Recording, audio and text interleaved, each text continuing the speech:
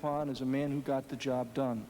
5 years ago, Oliver North told America he was a patriot. The country watched congressional hearings revealing that North's secret armies had shipped guns to the Contras. But what we never heard publicly were allegations that some members of the secret mission also shipped cocaine and heroin back to America.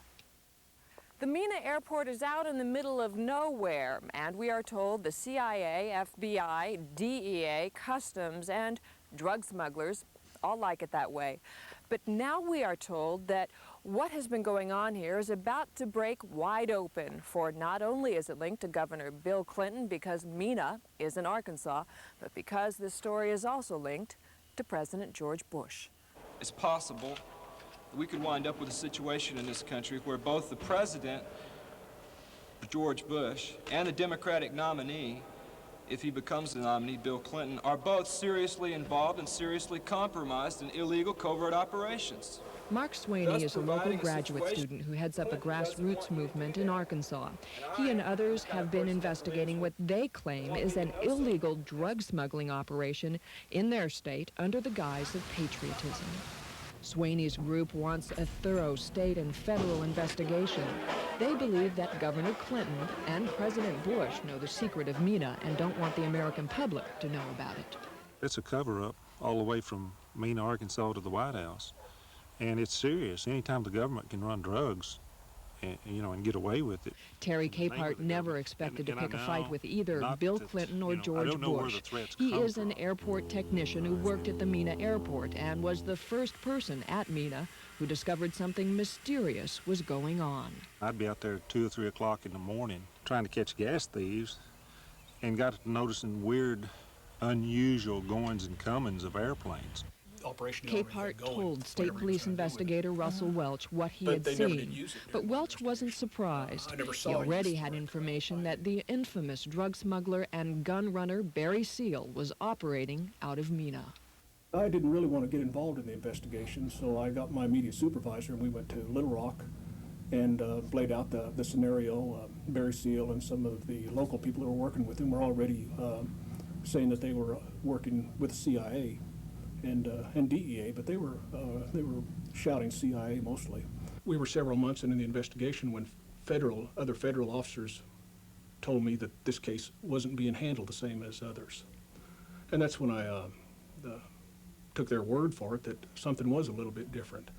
Welch was not the only one who sensed this case was special.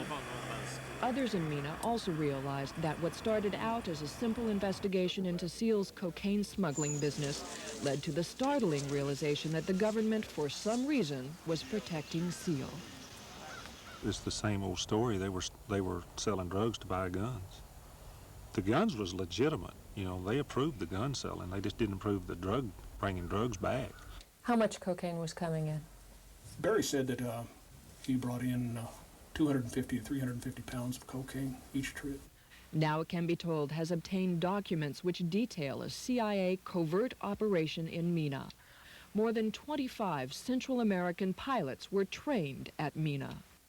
Details of the training operation were reported to Oliver North, codenamed John Cathy. Pilot trainers reported to drug smuggler Barry Seal.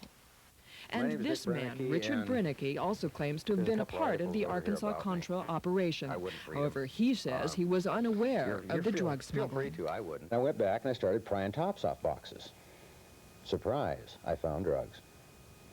Little, not so little, plastic bags with powdery substance inside it. And I have to tell you, I was totally shocked.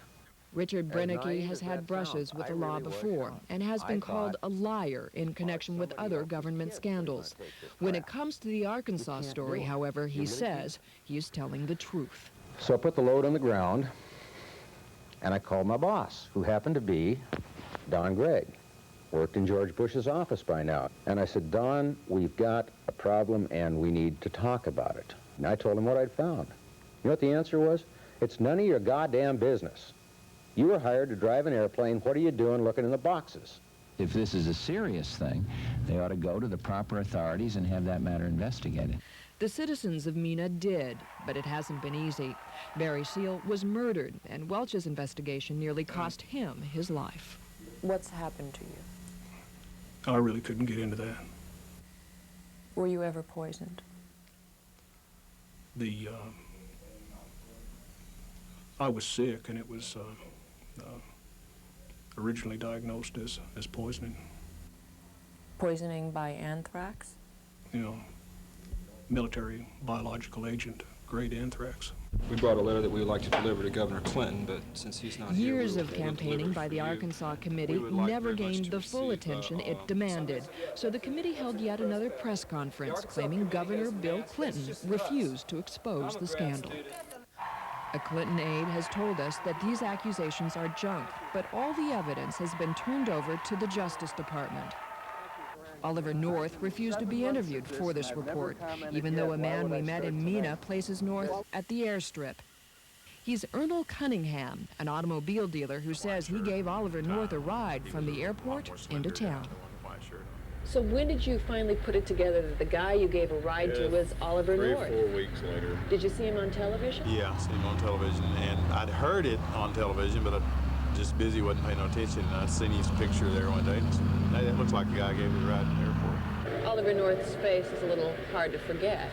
Well, it was the short haircut and his face features and the way he stood. And have you ever told anybody this story and they thought you were pulling their leg?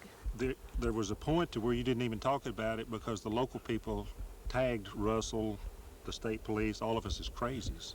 Well, are you? I'm not crazy. I know, but, you know, it was so big that people don't think that it can happen in Mena, Arkansas. That was what the problem. Chicago, yes, hey, if it'd been Chicago, they'd have believed every word of it. Mena, Arkansas, no.